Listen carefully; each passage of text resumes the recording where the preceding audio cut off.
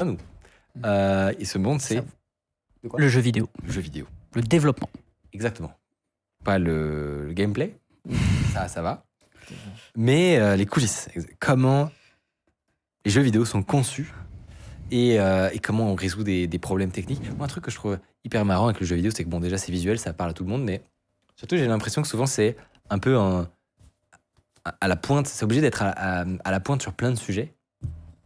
Et donc, tu as des technos qui sont développés d'abord dans le jeu vidéo et qui après vont ruisseler à d'autres endroits. Tout à fait. Et par exemple, un exemple, c'est tu regardes Unreal, bah évidemment, il commence dans le jeu vidéo, il se casse la tête pour arriver à faire des trucs plus réalistes pour les gamers, avec des meilleurs FPS et machin. Et plus tard, ces mêmes technos vont atteindre plein d'autres industries, le cinéma. Je trouve c'est assez marrant. Et du coup, soulever le capot du jeu vidéo, c'est voir un peu ce qui se fait souvent de plus ingénieux, en fait, de plus complexe, de plus sophistiqué, quoi. C'est trop intéressant. Tu vois, c'est vrai que tu vois un peu en avance. Typiquement, c'est pour Matrix, quoi. Ils avaient utilisé le nouveau Matrix Unreal Engine pour faire les effets spéciaux. Parce que maintenant, ils font ça mieux que même des logiciels spécialisés pour l'effet spéciaux dans les films. Ouais. C'est ouf parce que des boîtes d'effets spéciaux pour les films, c'est une industrie, j'allais dire vieux comme Hérode. Peut-être pas, mais c'est bien installé, où tu as quelques acteurs qui ont les gros films et tout. Donc, voir que Matrix fait du Unreal maintenant, j'imagine que ça doit bouger un petit peu dans les. C'est le rouleau compresseur du gaming. Et justement, parmi ces fondations qui font que nos jeux vidéo marchent, ce qui est assez marrant, et c'est dont on voulait parler aujourd'hui, ce sont toutes ces astuces ou ces mensonges, on peut dire, où les développeurs de jeux sont comme des illusionnistes, en fait.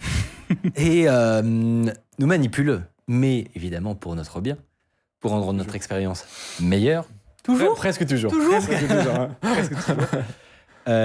Et c'est assez fascinant. Et en fait, j'ai l'impression que c'est un peu toujours constamment ça, quoi. Dans le jeu vidéo, de manière générale, les développeurs trichent. Tout à fait. L'idée, c'est que tu veux faire passer un bon moment à ton joueur. Et donc, tu es dans un monde virtuel, donc tu sors un peu de la réalité. C'est ça qui participe au plaisir. Et typiquement, quand tu simules un monde virtuel, évidemment, tu as toujours les problèmes de performance, parce que c'est très complexe. Donc, la question déjà, c'est, tu as ton environnement, tu veux charger des éléments en mémoire. Comment tu fais pour que ça se voit pas? Et il y a la technique, on va dire une technique ancestrale, c'est la technique des ascenseurs. En fait, l'ascenseur, c'est très pratique parce que ton joueur, il est enfermé dans une boîte, il voit pas l'extérieur, il va y rester 10-20 secondes. C'est le moment parfait pour pouvoir charger la partie suivante de la carte. Et on pourrait se dire, c'est que pourquoi ils mettent des ascenseurs dans les jeux C'est vrai qu'il y a toujours des ascenseurs dans les jeux. Et le game design, c'est un peu discutable, quoi. Tu vois, il y a plus amusant que de rester 20 secondes comme ça avec la petite musique de l'ascenseur à rien faire. Et ben en fait, c'est souvent pour ça. Et il n'y a pas que les ascenseurs, il y a aussi les longs escaliers où tu te dis mais pourquoi ils ont mis un escalier aussi long dans le jeu? Et bah, autre exemple il faut le temps que ça charge la carte. Et c'est ça. Attends, pour comprendre ce qui se passe en coulisses. Donc là, effectivement, on vient de rentrer dans un ascenseur, par exemple.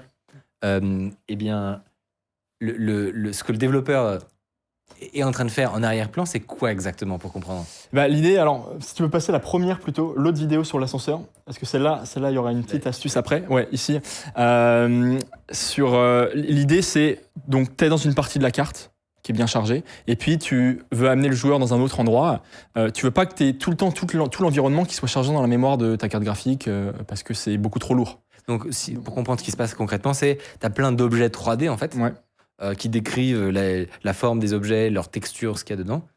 Tout ça doit être chargé dans la mémoire vive de ta machine, dans la mémoire de la carte graphique. Dans la mémoire de la carte graphique, ça dépend des objets, mais souvent c'est la carte graphique. Okay. Et tu veux... Il y a une place limitée, tout le monde sait que sur sa carte graphique, il y a, je sais pas moi, 6 Go de RAM ou 8 ou 4. Ça dépend, tu as des cartes Nvidia, ça va. Voilà. Et donc... Et donc voilà, donc tu cherches à optimiser pour que tu puisses avoir les environnements qui soient les plus jolis, les plus détaillés. Plus ils sont détaillés, plus ils pèsent lourd. Mais donc si tu fais ça, tu as un énorme monde ouvert. Tu peux pas juste prendre tout le monde et le mettre dans ta carte graphique, sinon ça rentre pas, tout simplement. Donc ce que tu vas faire, c'est que tu vas découper ton environnement en petits morceaux. Et puis quand le joueur est au point A, tu vas charger ce qu'il y a autour de lui. Et puis ensuite, il va prendre par exemple un ascenseur ou un train pour aller autre part, et ben là tu vas charger le nouvel environnement. Mais ça prend un petit peu de temps. Et donc t'as pas envie que le joueur voit les trucs un peu apparaître de nulle part, ça casse l'immersion. Et donc typiquement tu utilises des techniques comme les ascenseurs. Et alors là il y a une vidéo que j'ai trouvée que je trouve incroyable, c'est sur Mass Effect, qui est un très vieux jeu où ils utilisaient justement cette technique. Plutôt que d'avoir des écrans de chargement, ils se disent on va mettre des ascenseurs. Sauf qu'ils avaient un peu sous-estimé la taille finale des environnements et le poids. Et ce qui fait que tu as des moments où tu passes littéralement 1 minute dans l'ascenseur à attendre que la carte se charge, tu vois. Et donc ils ont essayé de meubler avec des dialogues et tout, mais c'est vrai que c'était un élément que les joueurs avaient relevé. Et ce qui est drôle, c'est que dans Mass Effect 2, la suite, ils ont enlevé ça. Donc maintenant, tu as des vrais écrans de chargement. Mais ils ont fait référence à leur propre jeu où à un moment, tu as un personnage qui t'accompagne qui dit « Ah, ça me manque quand même les discussions dans l'ascenseur et tout. » Et voilà. Beaucoup d'autodérision. Exactement. Ça très et drôle. effectivement, moi je pense à genre Assassin's Creed par exemple.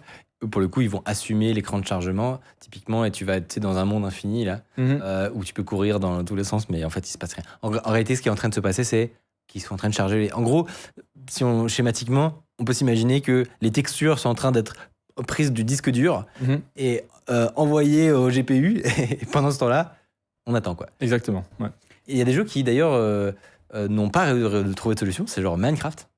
Je pense que Minecraft, il n'y avait pas de solution élégante parce que sur une machine qui n'est pas très performante, ils vont charger uniquement un certain nombre de chunks.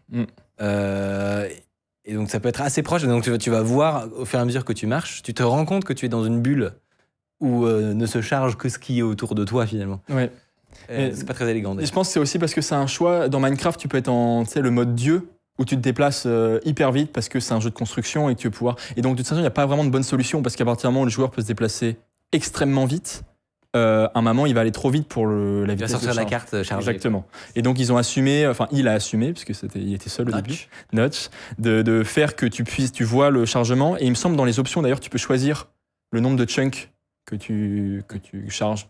Donc ça permet que ça tourne d'ailleurs sur des ordi en bois, ce qui a participé au succès du jeu aussi. Et tu disais que ça peut passer par des ascenseurs, par des trains. Est-ce que tu as d'autres exemples de par quoi ça peut passer quand il se passe un truc dans un jeu? Souvent, en fait, c'est un chargement. Je dirais tous les environnements où c'est très fermé, où tu vois pas en fait loin. Donc, tu vois une cage d'escalier, une petite pièce toute fermée, toute simple, qui te permet de transitionner entre deux choses. Ouais, exactement. Typiquement, dans Unreal, qui est le moteur qu'on utilise, tu peux mettre des objets où quand le joueur rentre dans cet objet, ça charge une partie précise de la carte. Et donc, tu peux, par exemple, avoir 2 environnements ouverts et au milieu, tu mets une petite pièce et tu détectes que le joueur rentre dans la pièce. Ok, je charge la partie suivante de la carte, par exemple. Si tu veux le faire de manière manuelle. Et ce qui est drôle, c'est que cette histoire des ascenseurs, c'est tellement rentré dans les mœurs de développement de jeux vidéo. J'ai trouvé une vidéo de Starfield, qui est un jeu de 2023 de Bethesda, donc très récent. On peut la montrer où ils se sont dit, quand on est dans un ascenseur, on va mettre un écran de chargement. Et tu as un joueur qui a montré que là où l'ascenseur t'envoie, en fait, tu peux revenir à l'entrée de l'ascenseur instantanément et il n'y aura pas de chargement. Donc, je ne sais pas si on peut la montrer, la première vidéo que vous aviez mise. Moi, je m'intéresse d'abord parce que j'ai... Tu vois, donc, il rentre dans l'ascenseur, tac, il y a un écran de chargement. Ça l'envoie donc dans un nouvel endroit. Ok. Ensuite, il sort. Donc là, on se dit qu'il y a eu un temps de chargement. Là. Voilà, donc et là, il redescend 10 mètres et il revient à son point de départ, là où il a pris l'ascenseur. Et il n'y a pas de temps de chargement. Donc tu te dis pourquoi est-ce qu'ils ont mis un temps de chargement? Ça sert à rien. Et c'est parce que, à mon avis, ils ont fait le système où ils se sont dit on utilise des ascenseurs on met un temps de chargement dedans pour aller dans d'autres endroits de la carte. Et puis là, ils ont mis un ascenseur qui faisait 3 mètres. Et puis, c'était trop pénible de faire un truc custom. Le truc est codé de manière à ce que tous les ascenseurs temps de chargement. Exactement. Et voilà, je trouvais ça presque trop, quoi. Voilà. Oui, parce qu'en plus, on le voit, le temps de chargement. Il met un bon 2-3 secondes, là, facile. Donc ça, déjà, c'est une première stratégie qui permet de charger, décharger à l'échelle, on va dire, de la carte. C'est-à-dire que c'est vraiment la boule autour du joueur qui est chargée, déchargée. Il y a une autre manière de tricher, justement. C'est avec les objets. Alors, de ce que j'ai compris, c'est que là, maintenant, tu es dans un jeu vidéo, tu regardes devant toi, je sais pas moi, un personnage, mettons dans GTA, tu vas le regarder, en termes de définition, de détails, c'est hallucinant. C'est-à-dire que c'est ça. Le modèle 3D, il est super bien foutu. Tu vois le vent dans les cheveux. Et en fait, apparemment, si tu recules de plus en plus, ce personnage que tu viens de voir, il va plus ressembler du tout à la même chose. Est-ce que tu peux nous expliquer ce concept? Ouais. Alors ça, c'est une autre technique qu'on utilise quand on peut pas forcément... c'est en plus, parce que parfois, tu es dans un monde ouvert et il n'y a pas d'ascenseur. Et il faut quand même que le joueur puisse avancer et que ça explose pas ta carte graphique. Donc, on utilise, on appelle ça des LODs, donc c'est Level of Details en anglais. Et l'idée, c'est que quand un objet est très près, tu as envie qu'il soit en résolution maximale, une texture en 4000 x 4000 pixels par exemple. Et puis plus un objet est loin, plus tu peux lui donner une résolution plus basse. Vu qu'il est loin, c'est pas très grave. Donc en général, tu vas définir 3, 4, 5 niveaux de détail différents en fonction de ta distance entre toi et l'objet.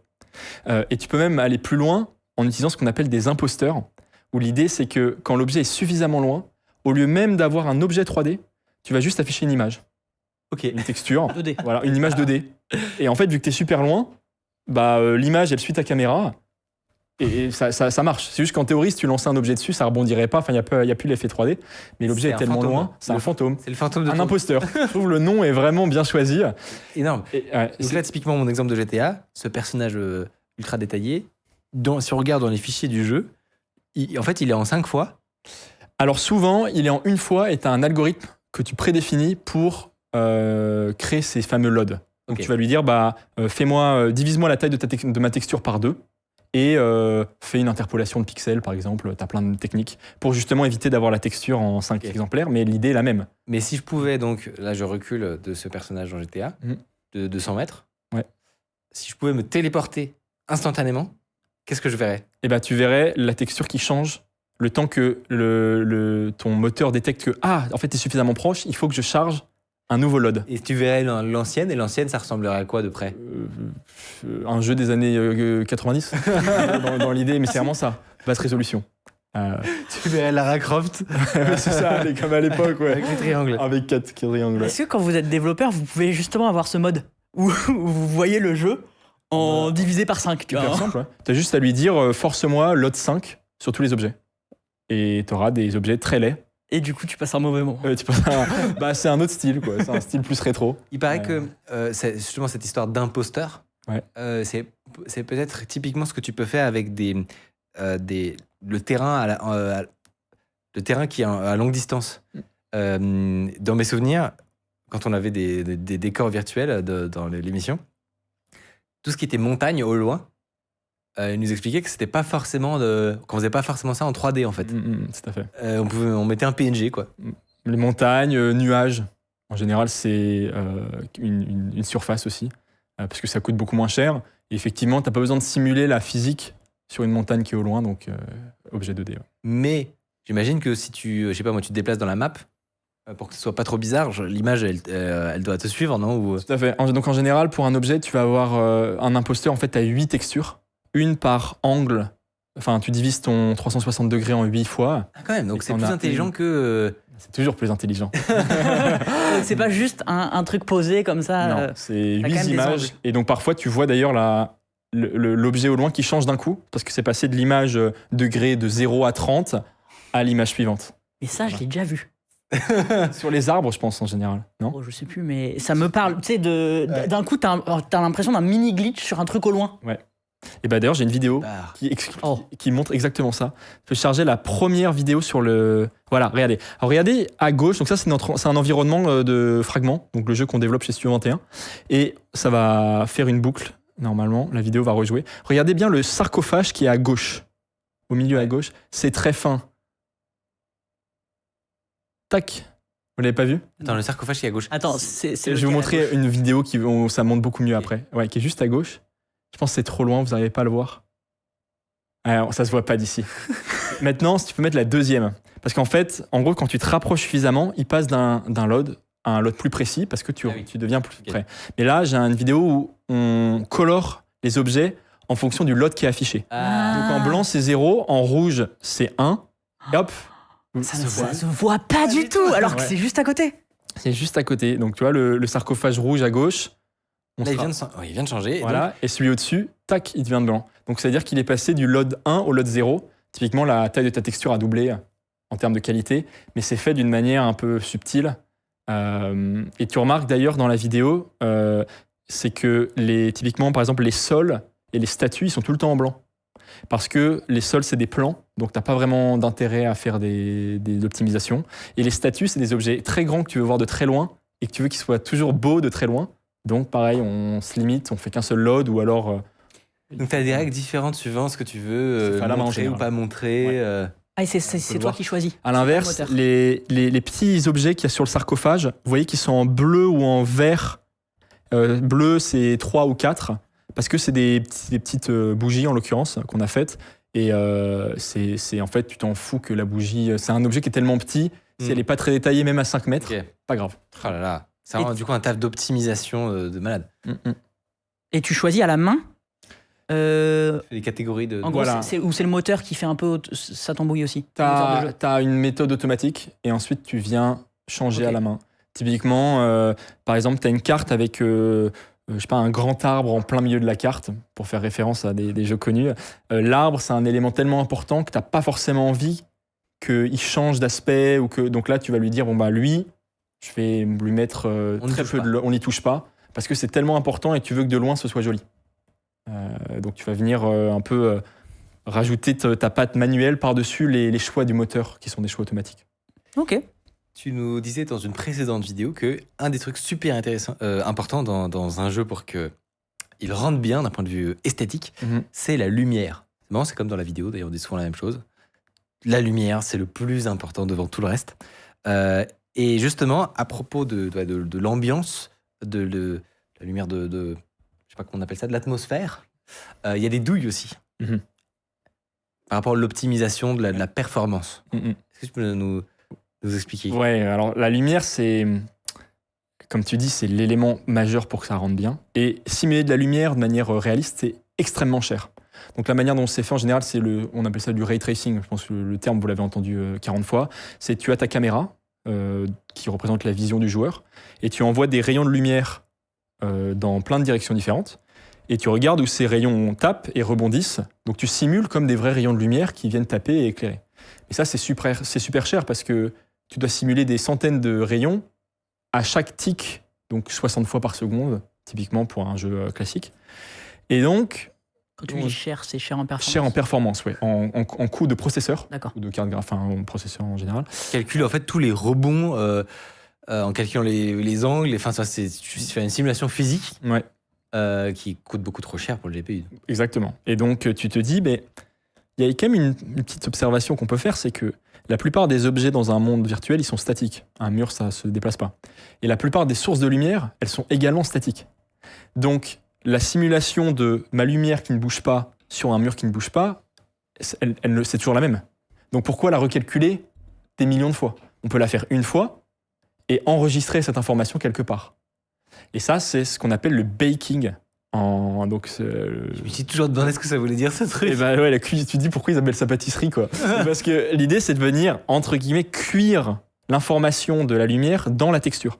Donc, t'as ton mur, par exemple, qui a une certaine couleur, et tu dis, ma lumière l'éclaire d'une certaine manière, ça change sa couleur, et donc je vais rajouter une texture en plus, je vais mettre une nouvelle couche de peinture pour définir, c'est ça la nouvelle couleur de mon mur. C'est comme si là, en gros, dans le décor derrière nous, on disait, la lumière... on la dégage et on repeint le mur en bleu. Ouais. On va faire tout comme si elle était vraiment là. Parce qu'il y a un côté, complètement de triche, car si ton joueur, tu le fais passer derrière, entre la lumière et le mur, il n'y aura pas d'ombre du coup. Alors, pour le joueur, il pourrait y en avoir. Mais le mur, effectivement, la couleur du mur devrait changer. Alors là, on rentre dans des trucs un peu subtils, qui est que tu peux faire des lumières qui sont dynamiques avec les objets dynamiques et statiques avec les objets statiques. Donc elle va bien projeter des ombres sur ton personnage, parce que tu as défini le personnage comme un objet qui se déplace. Par contre, le mur, lui... il n'y aura pas d'ombre projetée dessus, quoi. Exactement. Mais si, par exemple, le joueur avait un moyen de tourner le mur, le mur tournerait et la couleur resterait la même. Parce qu'il était prévu comme un objet qui ne bouge pas. Et c'est un peu, je ne sais pas si les personnes qui nous regardent voient le fond du mur, mais vous voyez là derrière vous, il y a... On parle pour... ouais, exactement. Et là, derrière vous, vous voyez, c'est bleu plus clair au niveau de la plante. Ouais. Et parce que c'est à cause de la lumière, mais tu pourrais imaginer que tu pourrais peindre le mur de cette couleur et enlever la lumière, et visuellement, ça rend pareil. Et donc, c'est ce que vous faites dans le jeu Et vidéo. bah, c'est ce que tu fais dans le jeu vidéo. Ah ouais. D'ailleurs, il y a une vidéo, alors si on peut la montrer celle-là sur le baking, où tu vois vraiment, tu as ton objet qui est couleur pierre, et ben en fait l'objet devient bleu. Mais c'est juste que tu as enregistré l'information de cette lumière dans l'objet. Voilà, exactement. Donc là, tu. Voilà, donc là c'est Non, l'objet. en plus, elle bouge la light. Oui, mais. Ok. Alors c'est elle bouge. En fait, il y a un effet visuel qui donne l'impression qu'elle bouge, mais la source de lumière elle est statique. Oui, en effet. Et ouais, donc tu vois, on voyait un tout petit peu. Voilà, tu vois, ces couleurs, c'est vraiment de la pierre, donc c'est couleur gris. Ouais. Et au moment où il rajoute les lumières, juste après, tac, tout début, ils vont rajouter. Et en fait, tu vois, la couleur de la statue change complètement. Elle devient orange et puis bleu de l'autre côté. Mais en fait, c'est pas un truc que tu simules en temps réel. Burn dans la texture. C'est maintenant l'objet, il est orange. Quoi. Voilà. Et là, imaginons, il y a un personnage, enfin ton personnage, il passe là, à côté de la statue, ça sera bien calculé ou... L'ombre à partir de ton personnage, oui. Parce que tu vas quand même simuler la lumière à partir de ton personnage. Et alors là, ça rentre un peu dans la technique, mais tu vas quand même pouvoir affecter les objets autour de ton personnage. Tu as un système de light map qui enregistre ça. Donc tu pourras quand même définir des ombres, mais encore une fois, tu pourras jamais bouger les objets qui sont pas censés bouger. Ouais, ok. Et donc par exemple, typiquement, alors je finis juste parce que un jeu où tu as des torches au mur, tu veux prendre la torche pour la bouger, c'est infiniment plus complexe que juste d'avoir des torches au mur. Parce que tout de suite, tu dois pouvoir définir la torche comme étant une lumière potentiellement mobile. Donc tu dois pouvoir en fait la dupliquer, faire plein de Alors choses. que nous, on se dit que c'est pareil. Bah oui, tu la prends, tu la bouges. Alors c'est peut-être prévu par notre nom, mais j'aurais eu envie de parler du caméra culling. Ouais, si tu veux. Ouais. Si t'es capable. Je trouve que c'est super, c'est tellement lié. Ou non, sinon on peut se le réserver pour une prochaine. Comme tu veux. Je sais qu'il y en aura d'autres. Ouais. Ok, on enchaîne. Il y a... Alors, on a vu quelques exemples qui avaient vraiment des problématiques de performance. Donc là, on est en mode, on veut que tout ça tourne à haute fréquence et avoir des détails. Bon, on fait des compromis de ce genre-là. Mais ce qui est marrant, c'est que ces petits arrangements avec la vérité, finalement, la réalité, eh bien, parfois, ils sont faits pour le gameplay lui-même, pour rendre l'expérience aux joueurs plus agréable. Et il y a un exemple qui est assez fou, que j'ai découvert, qui concerne Mario Kart. Mhm. Est-ce que tu peux nous expliquer ? Quand tu développes des jeux, tu te rends compte que juste et intéressant sont des concepts qui n'ont rien à voir et sont presque opposés. La justice, voilà, c'est pas un concept que les joueurs veulent. Et dans Mario Kart, ils ont implémenté un système qui s'appelle le rubber banding. Je pense pas que ce soit eux qui aient donné ce nom, c'est plus la communauté. Et l'idée, c'est que plus tu es devant quand tu fais la course contre des IA, quand tu es devant, elles vont accélérer pour te rattraper. Et quand tu es derrière, elles vont ralentir. Donc la performance des IA dépend de ta performance à toi. Mais tu sais que là, en disant ça, moi je ne savais pas ça. Et tu viens de briser quelque chose. Ah oui, t'avais l'impression d'être... Tu viens de briser quelque chose. Moi, tu vois, j'étais persuadé, quand j'étais 12e, que t'es réellement pas loin, quoi. Ouais, si tu rattrapes, c'est parce que t'as été bon, pas que. Horrible. Pas que, ça s'appelle rubber banding. Rubber, c'est un élastique, en anglais, c'est de la gomme. Banding, donc c'est comme si, métaphoriquement, il y avait un élastique entre ton kart et le kart des IA. Donc quand tu vas loin, ça les tracte vers toi. Et à l'inverse, quand t'es derrière, ça les ralentit, ça les tire vers toi. Voilà. Et on en parlait avec mon associé Nicolas. Lui, il s'en rend très bien compte sur les nouveaux Mario Kart qu'il joue avec son frère. Donc ils sont 2 plus 16 IA, je crois que c'est à 18 maintenant. Et quand il y en a un qui est loin devant, en fait le deuxième peut jamais le rattraper parce que les IA, non seulement elles vont plus vite, en plus elles ont plein de carapaces, de bonus, c'est l'apocalypse, ce qui fait que tu pourras jamais rattraper le mec devant, quoi. Mais c'est vrai, du coup, comment ça marche avec plusieurs joueurs humains ? Alors je ne sais pas, mais il semble que ce soit le leader qui décide. Okay. C'est-à-dire que quand parce que une moyenne, quoi. Ouais, quand eux ils me disent quand il y a un gars qui est vraiment loin devant, c'est n'importe quoi. Mais du coup, ça explique toutes ces parties où, exemple que je n'ai pas du tout vécu, si évidemment, nous sommes 3-4. Parmi les 3-4, il y en a un, il est vraiment très fort à Mario Kart. Et évidemment, il y a des IA parce qu'on joue pas que à 3-4, t'as envie qu'il y ait du monde sur ta map. Et ben, il est toujours 1000 fois devant et Et c'est pas. 11 et 12e, quoi. Et t'es super loin, et c'est super frustrant, et t'as l'impression de pas savoir jouer, ce qui est sans doute le cas. Mais en fait, c'est expliqué. Et tu finis 10e et tu dis, mais d'habitude, les IA, je finis premier. Ouais, c'est ça. Bah ouais, mais il y a ton pote trop fort dans la partie, du coup, les IA sont. Qui a modifié l'IA, et c'est pour ça que les seuls vrais jeux, c'est les jeux justes, où du coup, tu fais contre la montre. Et là, bon, bah là, tu sais que y a pas de triche. Oui, mais c'est pas un mode que tu fais beaucoup. C'est pas amusant. Sur Mario Kart. Et pour la raison que tu n'aimes pas vraiment la justice, tu aimes le plaisir. C'est ça. Même que la difficulté bien équilibrée. Et t'as des jeux qui ont embrassé ça bien plus que Mario Kart encore. Il y a un très vieux jeu qui s'appelle Left 4 Dead, qui avait été fait par Valve, l'entreprise qui a fait Counter-Strike, Total, Steam, etc. Et ils avaient créé un module spécifique qui s'appelle le AI Director. Et l'idée, c'est... Alors, juste pour expliquer, Left 4 Dead, c'est un jeu de coop où tu tues des vagues de zombies. Okay, et ils ont fait donc ce module qui mesure en temps réel la performance de ton groupe, ta précision quand tu tires, quand tu te déplaces, etc. Et qui adapte la difficulté des vagues pour que ce soit toujours parfaitement équilibré pour ton groupe et pour alterner entre des moments de tension où oh là là, on va presque perdre, mais en fait non, et des moments de calme. T'as le temps de on s'en est bien sorti, bien joué, etc. Et ils l'ont appelé AI Director parce que Director, c'est comme un réalisateur en anglais de film, donc dont le travail, c'est justement de faire cette alternance de moments de tension et de moments. Alors qu'on aurait pu croire que des vagues de zombies, c'est un truc linéaire. Tu sais que si tu regardes la fonction, tu te dis, bon, c'est probablement un truc linéaire où c'est un peu plus dur tout le temps. Mais non. Pas du tout. Et d'ailleurs. Ça ressemble à un scénario de film avec des beats. Mais c'est ça qui est génial. Et du coup, tu peux jouer avec n'importe quel groupe, tu vas toujours t'amuser. Parce que la difficulté sera adaptée au niveau de l'ensemble du groupe. Et là, pour le coup, c'est l'ensemble du groupe. C'est l'ensemble du groupe. Ah ben voilà.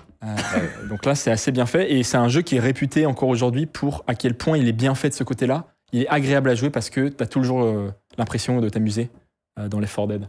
Voilà. Et on sait si c'est utilisé par d'autres jeux aujourd'hui, si c'est quelque chose qui a été repris depuis Alors, pas officiellement le AI Director, mais tous les jeux, enfin beaucoup de jeux solo l'utilisent. C'est juste qu'ils s'en cachent un petit peu. Par exemple, j'étais tombé sur un post Reddit sur God of War où t'as plein de personnes qui se plaignaient que quand ils meurent plusieurs fois de suite sur un groupe d'ennemis, quand ils ressuscitent, il y a des ennemis qui ont disparu. Parce que le jeu a déterminé, ok, le gars vient de perdre 3 fois de suite contre un groupe. T'es trop nul. On va enlever la moitié des ennemis, exactement. On s'adapte à toi, quoi. Oui, c'est un peu un côté insultant quand même. Presque, mais t'es pas censé t'en rendre compte. C'est ça, normalement tu veux pas le savoir, ça, gros. Mais ce qui est drôle, c'est qu'ils en font pas du tout la pub, mais voilà, les gens en parlent sur les forums. Ce que j'ai trouvé cool sur le AI Director, c'est qu'ils avaient assumé à fond et d'une bonne manière, puisque les joueurs en avaient redemandé et avaient trouvé ça super. Ouais. Donc sur God of War, et après t'as aussi les barres de vie truquées où il dit qu'il te reste 10% de points de vie et en fait tu te prends des coups, tu devrais mourir, mais il te restait en réalité 30%, mais on te montre pas, enfin si on te dit il te reste 10% et que tu te prends un tir, tu meurs, c'est super frustrant. Donc à la place on va tricher, un peu comme les batteries de téléphone. On va retarder. Ah mais oui, Mathieu en avait parlé, c'est que sur les batteries de téléphone ils préfèrent être plus conservateurs. Ouais. Pour que ton dernier pourcent, d'ailleurs ça notoirement dure plus longtemps. Le dernier pourcent, il est un peu indestructible. Moi, j'ai eu la chance d'avoir un scooter électrique. Pour avoir fait, malgré moi, le test, d'être à la moitié de mon trajet et de tomber à 0%. 0. C'est-à-dire que sur le compteur, il y a marqué 0. Eh bien, tu découvres à ce moment-là une sorte de poche cachée de batterie. Une réserve qui est probablement pas idéale d'utiliser, n'est-ce pas? Ouais. Mais j'ai fait 10-15 bornes, en fait. C'était énorme. Ouais, c'était énorme. À vitesse c'est de l'expérience. Même pas vraiment. Non. Ouais. C'est de l'expérience utilisateur. C'est-à-dire que... Mais ça devait être hyper satisfaisant. À ce moment-là, mais exactement, à ce moment-là, j'étais en mode merci.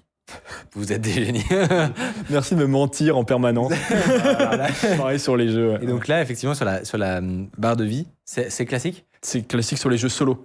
Mais du coup, ça explique aussi pourquoi les joueurs s'énervent beaucoup plus sur les jeux en ligne compétitifs. Parce que les jeux en compétitif, tu peux pas faire ça. Quand tu as un jeu, je sais pas, un Counter-Strike, où le gars, si on lui affiche qu'il reste 20 points de vie, et quelqu'un tire, lui fait 20 dégâts et qu'il meurt pas, ça marche pas. Il faut que les chiffres soient précis parce qu'il y a des joueurs en face. Compétitif. Et donc compétitif en ligne. Dès que tu as du joueur contre joueur, tu peux plus tricher. Il faut de la justesse. Voilà, et la justice, c'est pas marrant du tout. Et donc les gens s'énervent et éclatent leur clavier sur l'écran. Alors que sur les jeux solo, et bah si l'IA Comment contre qui on tu peut faire joues, et bah elle se fait entuber, elle va pas venir se plaindre. Hmm. Donc ça va. Mais du coup, sur les jeux solo, la barre de vie, elle est en permanence truquée. Souvent, ouais. Parce que, ah oui, ok. Parce que sinon, je me dis, on va voir que je suis à 15 et je suis remonté à 20. Enfin, tu peux. En fait, Ouais. elle est en permanence scrutée. C'est genre, c'est une. Permanence Logarithme où ou- ils montrent pas les chiffres. Où en fait, Ouais. t'as juste une barre sous forme visuelle et. Ah, mais c'est pour ça que parfois, il n'y a pas le chiffre alors. Ouais. Parce que t'as pas envie de savoir. C'est un autre élément. Ok. C'est après, je peux pas garantir que c'est fait sur votre jeu vidéo favori parce que Ouais, c'est ouais. des chouettes développeurs, mais c'est une manière très facile de faire que les gens prennent plus de plaisir. Donc pourquoi se priver encore une fois sur un jeu solo. Et, oui, effectivement, il y en a qui disent que sur Assassin's Creed, c'est le cas sur la barre de vie. D'ailleurs, je serais curieux sur Assassin's Creed, est-ce qu'ils montrent les points de vie sous forme de chiffres? Je pense pas, à mon avis. Ouais. Non, Mm. c'est une barre. Ouais. Voir, Voir, c'est rien du tout d'ailleurs. Voir, c'est rien du tout. Et t'as juste des. Tu sais, t'as même plus la barre de vie maintenant sur plein de jeux et t'as juste des marques quand tu prends des dégâts et après Ouais. ton écran devient rouge. Ça te dit, oh, tu vas mourir. Bah, tu l'écoutes et peut-être qu'à la moitié de ta vie. Mais tout de suite, tu mets un sentiment de stress au joueur. Ça crée de l'émotion, c'est intéressant. Ok. Le game design. Mais un jeu de triche aussi sur les émotions. Mm. C'est-à-dire. Alors, on va faire pour ça un petit quiz. D'accord? Donc, je vais vous dire 2 mots. J'avais essayé avec 1, mais c'est trop dur. Donc, on va faire avec 2 mots. Et vous allez devoir essayer de trouver une manière dont les développeurs peuvent tricher sur ces éléments pour manipuler l'émotion du joueur, toujours d'un point de vue bienveillant, évidemment. Allez, on est parti. Le premier duo de mots, c'est musique et combat. Musique combat.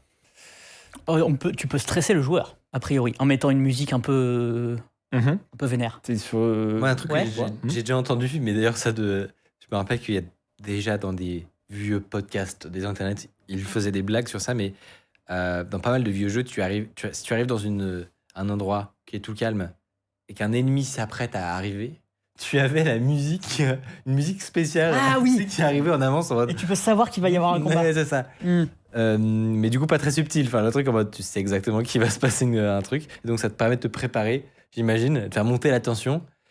Donc, c'est ça, ce serait ma théorie. Ouais. Sur l'émotion, tu optimises un peu le moment, du coup, de la rencontre avec le méchant, quoi. Parce que c'est-à-dire que t'as anticipé. On sait souvent que c'est dans l'anticipation que tout se joue, quoi. Et vous avez extrêmement bien résumé à 2. Donc c'est ça. Donc t'as la musique de combat ou la musique du boss. Il y a plein de mèmes sur internet où peut-être tu te déplaces dans une salle et la musique du boss démarre et t'es là, oh, mais qu'est-ce qui se passe? Et ben en fait, ça permet que l'entrée en matière soit plus douce et si t'introduis le combat et la musique en même temps, c'est très violent pour le joueur en termes de transition. Donc là, tu mets d'abord la musique, puis le boss qui arrive. En général, tu as une petite animation, puis le combat démarre et donc l'entrée en matière se fait de manière très progressive. Et là, on rentre en psychologie sur le réflexe pavlovien. Je ne sais pas si vous connaissez l'expérience de Pavlov, où c'est, par exemple, tu as un chien, et tu sonnes une petite cloche et tu le nourris. Tu fais ça tous les jours. Et le 10e jour, tu sonnes la cloche et tu le nourris pas. Et ben, le chien va quand même saliver parce qu'il a associé l'idée de la cloche à le fait de manger. Donc là, il y a un peu, tu associes la musique du combat au fait qu'il va y avoir du combat, même si le combat n'a pas encore commencé. Et est-ce que parfois ils mettent une musique de combat et il n'y a pas de combat? Bah, je pense Là, tu crées une frustration. Ah ouais, à mon avis, ça devrait être horrible. Parce que le joueur va chercher. Bah oui. Il est où l'adversaire? Ils sont Il n'y en a trahis. pas. Ça pourrait être dans un Ça jeu... pourrait être un. Mais je pense, t'as beaucoup de jeux maintenant qui essaient de casser le 4e mur et de faire des trucs un peu parodiques. Ça serait, je pense, une bonne idée. Voilà. Suivant. Ok, ouais. Ouais, je vous sens chaud là. Retour haptique et impact. C'est 3 mots. Mais... Alors, on avait parlé d'aptique et on a vu que c'était très puissant sur nous. Ouais, mais alors du coup, j'imagine que pour faire un retour haptique, il faut la technologie pour. Donc, c'est peut-être ça correspond au jeu sur manette. Mhm. Donc, jeu console où tu as une manette qui vibre. Ou peut-être sur téléphone d'ailleurs, où tu peux aussi vibrer. Et j'imagine que sur l'ordi, on peut moins vibrer. Non, partons sur manette du coup. Eh bien, Impact. à mon avis, genre sur tout ce qui est shooter ou jeu de baston, eh ben le sentiment que tu as quand tu tires ou quand tu envoies une baigne, si jamais il est associé à une petite vibration, j'imagine, j'imagine que ce sentiment un peu satisfaisant, il est décuplé par la vibration. Exactement. C'est ça. Alors, typiquement, tu as un jeu d'action, un Dark Souls par exemple. Alors je sais pas s'ils le font sur Dark Souls, mais un jeu de combat, tu donnes un coup, au moment où le coup arrive, la manette vibre. Tout de suite, tu as l'impression que le coup était plus puissant.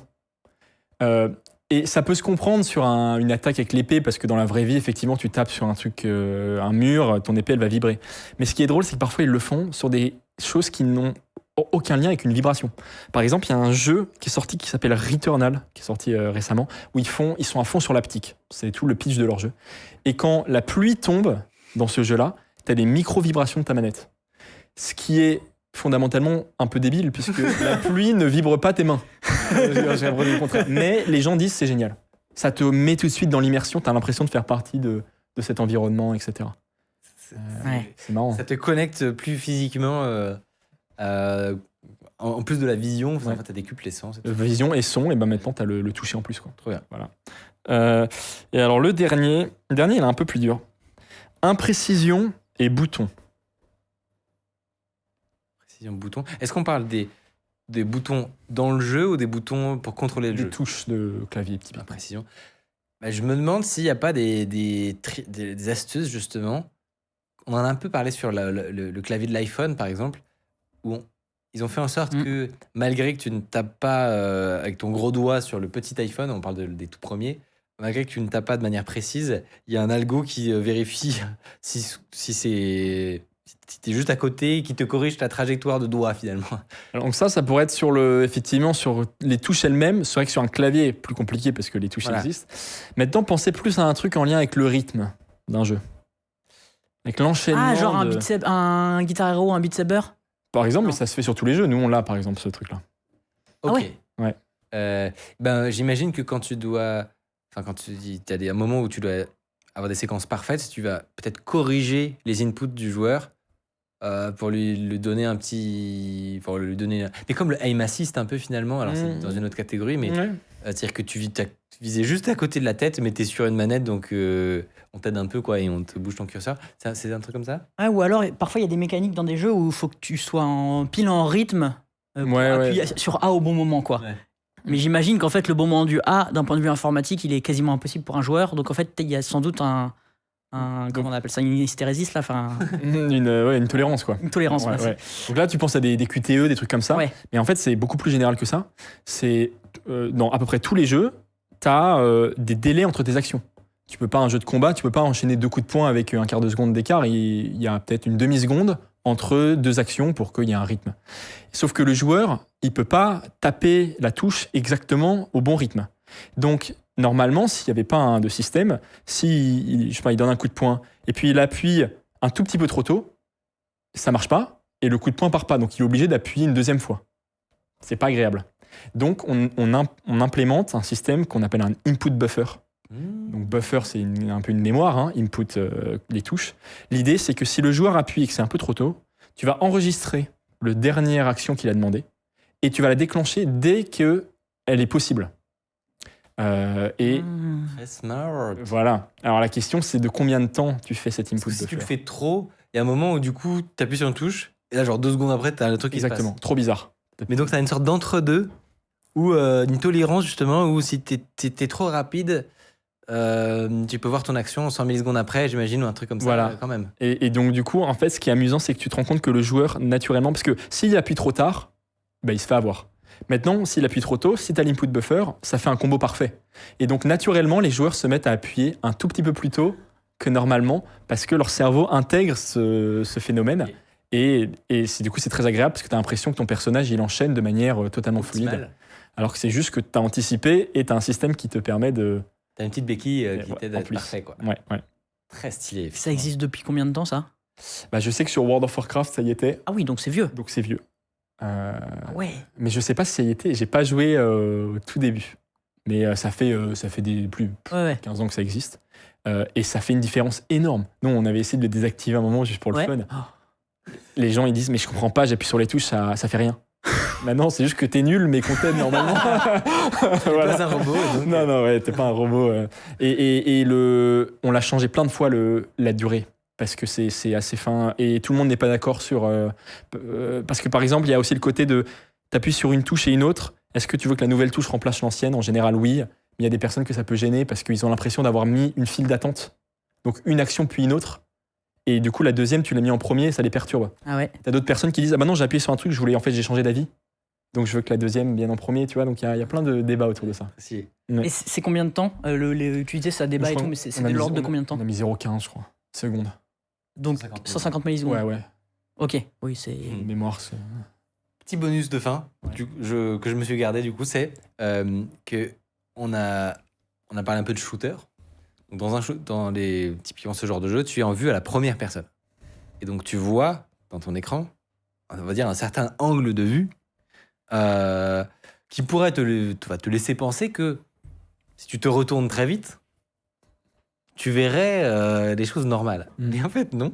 C'est un truc que j'ai découvert il n'y a pas si longtemps. Et en vrai, ça paraît évident pour les développeurs de jeux, je pense. Mais quand tu es un joueur, vraiment, ça te mindfuck. En réalité, pour des questions de performance, justement, et les mêmes raisons de chargement du terrain, les développeurs se disent que finalement, tout ce qui n'est pas dans le champ de vision, est-ce qu'il y a vraiment besoin de le charger? Et donc, il y a un truc qui s'appelle le camera culling, c'est ça? Est-ce que tu peux nous expliquer comment ça marche, quel est le principe? Tu l'as très bien résumé, culling, c'est détruire quoi en anglais, il me semble. Voilà. Et c'est effectivement, tu vas... alors Nico paraît ça bien mieux que moi, mais c'est en gros, tu vas render uniquement ce qui rentre dans l'écran et en fait, tu vas couper les assets, tu vas même pas en fait les rendre à l'écran quand ils sont en dehors de la zone de la caméra. Et d'ailleurs, ce qui est intéressant, c'est que tu vois, il y a des jeux où tu peux changer de première à troisième personne. Et t'as plein de gens qui disent, mais pourquoi tu peux pas juste passer d'une première à une troisième personne très facilement? Par exemple, ça c'est une des raisons. Parce que quand tu changes la position de la caméra, les objets, tu dois pouvoir le faire de manière instantanée, mais les objets qui rentrent dans ton champ de vision ne sont pas les mêmes. Donc potentiellement, tu dois les charger, mais en fait, tu n'as pas eu le temps. Donc voilà. C'est ça la raison. Et en fait, pour illustrer, il y a des vidéos absolument incroyables. Je pense que si tu tapes caméra culling, tu vas en trouver très facilement. Tu as des vidéos hyper marrantes où du coup, dans le moteur du jeu, tu te mets simplement en vue aérienne et tu regardes à quoi ça ressemble. Et vraiment, quand tu le vois, tu as un peu l'impression d'être Néo qui sort de la matrice. Putain, tout était faux depuis le début. Ouais. Et tu vois effectivement donc un cône d'objets rendus qui se déplace dans une sorte de brouillard d'obscurité totale. Et en fait, si tu avais des yeux derrière la tête, tu verrais rien, quoi, le néant. Tu le vois un peu sur aussi les jeux où peut-être quand tu meurs, il y a un glitch et ton perso il est envoyé super loin et donc tu vois la carte de très très haut et en fait tu vois que c'est horrible. La carte, la ville elle vole au milieu de rien. C'est un peu tue l'amour. Ouais, ça tue l'amour, mais bon, c'est comme ça. Ouais. Mais ça fait partie des mensonges qui font que le jeu de vidéo est possible, puisque quand tu y penses, à la fin, le but de tout ça, c'est de faire tourner sur des briques des mondes impossibles. Voilà, on a l'exemple à quoi ça ressemble. Donc dès qu'on... Ah non, c'est dans quoi ça? Ah, à ce point. Donc tu regardes dans n'importe quelle direction, tu vois les arbres qui se posent. Mais du coup, tu vois les arbres qui, hop là. Là, ils l'ont appuyé en plein air. Ils l'ont fait de manière extrême, puisque tu les vois apparaître sur les bords. Mais en fait, en réalité, tu prends un peu de marge.